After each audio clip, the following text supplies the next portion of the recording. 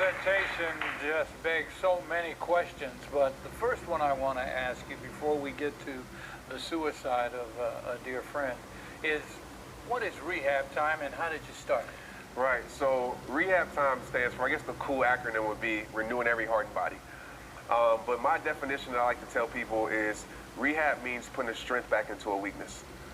And if we're all honest, we all have that weakness that we can strengthen, right? Whether it's mind, body, or soul. And for me, at that point in my life, it was all three, especially the spirit part. You know, I was really lacking in my faith. My dad's a pastor, so I grew up in church, but I was running to the things that I thought would fill me up, that gave me a temporary fulfillment, instead of really filling that void with God's presence in my life and His Word. And so rehab, for me, I don't know where the name actually came from. I just remember being in my mom's room, well, not my mom's room, my mom's house in my room, in my bed, 2009. I just got cut from the Seahawks. Tristan is about just over 1 year old. And I'm looking at all the pictures in my room. I'm looking at all my trophies. And I just asked God, like, is this it for my life? And something came over me, which I know was the Holy Spirit. And the word rehab time came to my heart. And rehab time wasn't for anybody else. I didn't start this to speak. I didn't start this to influence people. I started this to change my life.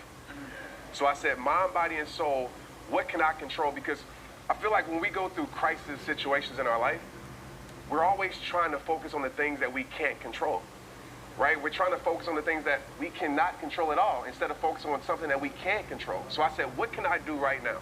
Well, I can get into my word. That takes nobody else permission but my own. I can rehab my body, rehab my mind. And I did that. And that's what started rehab time, literally from the ground up.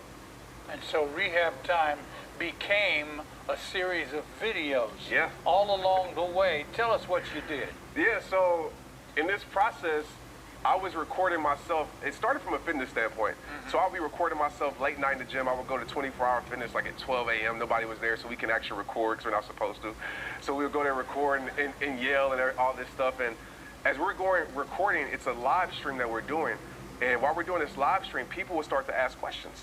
They were like, well, what about this? Or what did you do when you let go of football? How do I build my relationship with God? All these questions, and I would answer these questions.